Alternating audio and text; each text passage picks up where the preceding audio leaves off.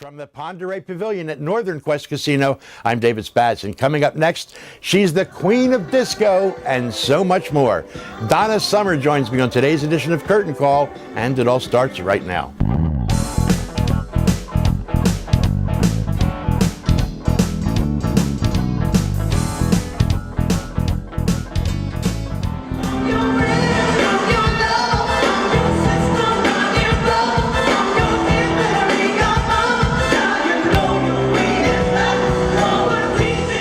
Hey, if you go to donnasummer.com, before you even get to the homepage, the first thing you're going to see are the words, "The Queen is back," and we're happy to have her. Donna Summer. Thank you. Good to see you again. Thank you. You too. All right, "The Queen is Back" is a track from your new CD, Crayons, and it's the first time musically that you've kind of poked fun at yourself. Well, you know, you gotta have a sense of humor, and if anybody's ever been to my show, they know that I have a sense of humor.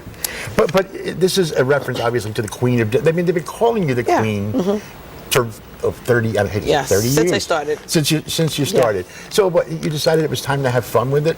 Well, I mean, I just had the title came up, and everybody kept saying, "When are you coming back?" When I'm like, I didn't go anywhere. When are you coming back? I didn't go. You know. So finally, I decided that that would be a good title when I finally did make a new album. So I wrote the song, and it was fun. You didn't. Yeah, right. You didn't come back because you have been viable and working. Yeah. I wasn't recording that much, though. So Crayons, though, this is something that you haven't done in 17 years, right?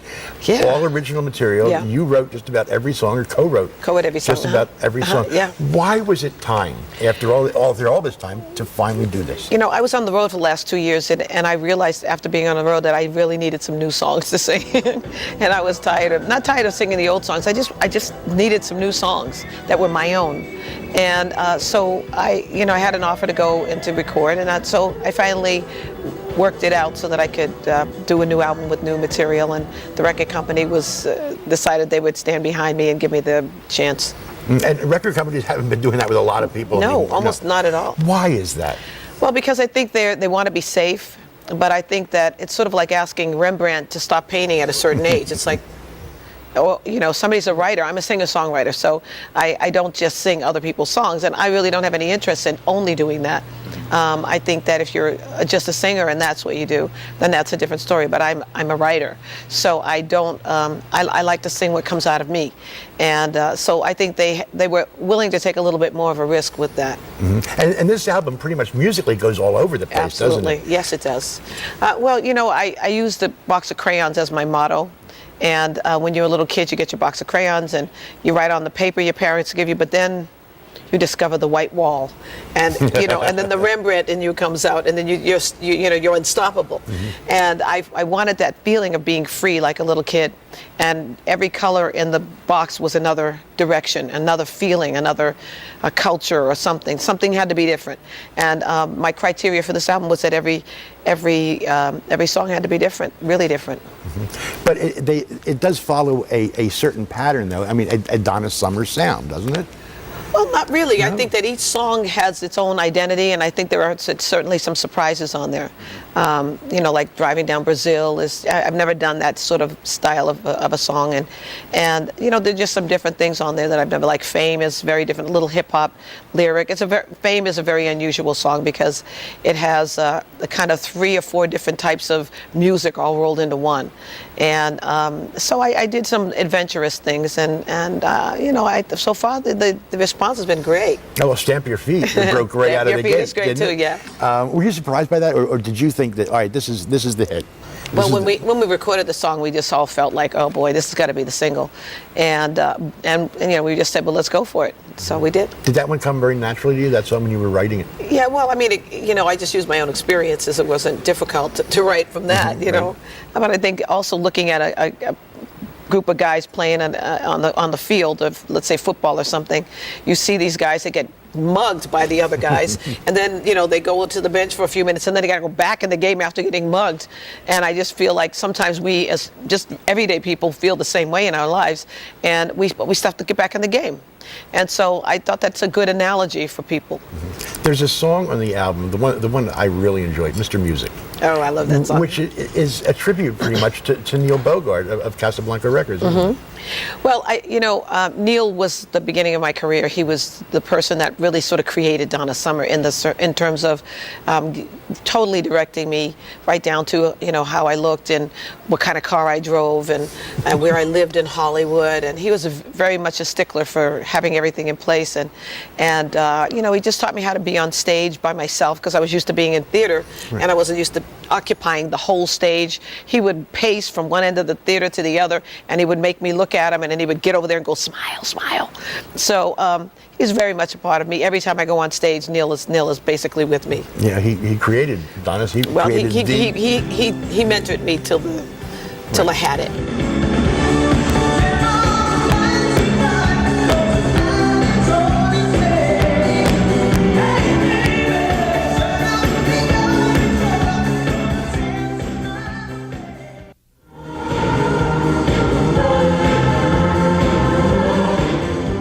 A lot of people don't know, your fans, your diehard fans know, but a lot of people don't know that you originally wanted a career in legitimate theater, right? Yeah, yes. And you did appear in a Broadway ensemble. Yeah.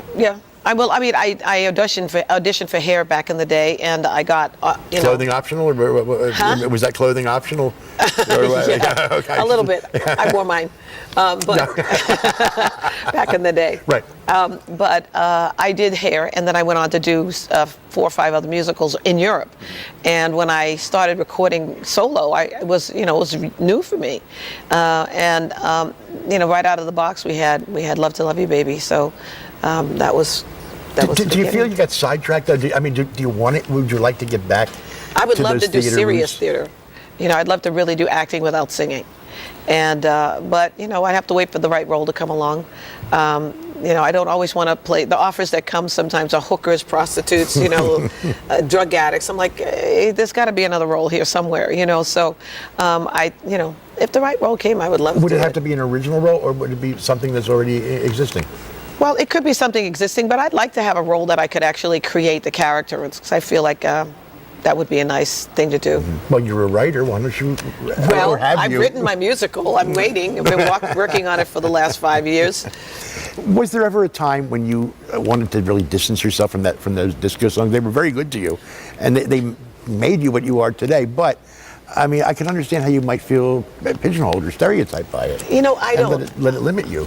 Only if it doesn't limit me. I think if you listen to any of my old albums, it never did. I mean, I sang all kinds of albums. I mean, I'm the first woman, from what I've been told, that ever won a rock and roll Grammy. I, have 5 Grammys in 5 different categories. And I'm not saying that to brag. I'm just saying, for instance, that's a fact. I mean, that's just a fact. It's a fact. And the point that I'm trying to make is that each category was different. So it hasn't always been about disco, even though people know me as that title stuck. So I mean, I've been conquering a lot of fields in my life and horizons, and I hope to continue to do that. The title of the album and the song on the album, Crayons, I would imagine that has a lot to do with you as a visual artist, because your art has been displayed all over the world. It sells at a very, very nice price. I know that. Yes, it does. Thank you very much. Yes. Thank you. But was there a correlation between the two artistic sides of you, the music side and the visual arts? Well, I think that I think a lot of vocal artists or musicians paint or draw. I think it's the other thing you do when you're not working, because it's one of the few things that you can do where you have something tangible. I think when we're on stage, we do a show, we go home, we have nothing. We have, the memory of the night, but we can't capture it all. And when you're painting, you get to capture something that is fixed, and it's something you can then transfer even to another medium. And so I think that's why painting is as important for people who are musicians. And it definitely is an equal part of me. I don't get to do it as much right now, but I'm hoping to go get a chance to have a painting spurt. Is that the way it is? You go through spurts? Spurts, yeah, definitely. I mean, I don't paint when I'm unhappy. Really? No, I sing when I'm unhappy, and I paint when I'm happy. And I don't only sing when I'm unhappy, but I mean, somehow when I'm unhappy, the only thing the first way that I would express myself would be through singing. Does it make you feel better, or is Yes. it just unburden you? Oh no, it unburdens me. I'm able to cry. It brings me to a point of tears. I would sit at the piano and play by myself and just sing, and I can say the things I want to say, and then when it's all over, it's over. All right, so Crayons is a hit, a hit now. Let me see, you've had hit albums in the 70s, the 80s, the 90s, now in the new millennium. 4 decades of hits. How do you follow it musically? Musically, I think I just keep on growing and keep on going. I mean, I'm sure when you put this album together, there were more tracks that didn't make it on. Oh, there were about 40-something tracks. We worked for the last year and 3 months. How do you narrow it down? Very hard. We actually. Is it gut, or is it ear, or is it both? It's a bit of the record company going, we like this, we like that. It's sort of like a volleying, Like a back chess and forth. game. Yeah, it's like back and forth every week. Well, I like that one better. No, I like this one. No, that's definitely staying. It's a bargaining thing. But right up until the last week before the show, cut that. Right before the last week, before the album actually got pressed, we just finished "Fame" as the last song. It was right in the last moment. Like you're writing it as you were getting ready to go into the studio. Well, exactly. Wow. Pretty much. Amazing. Donna, there's about 1,500 people waiting to get in here and see you. We're Yeah. on overtime. I want to thank you for spending some time with us. So good to see you. Continued success. Thank you.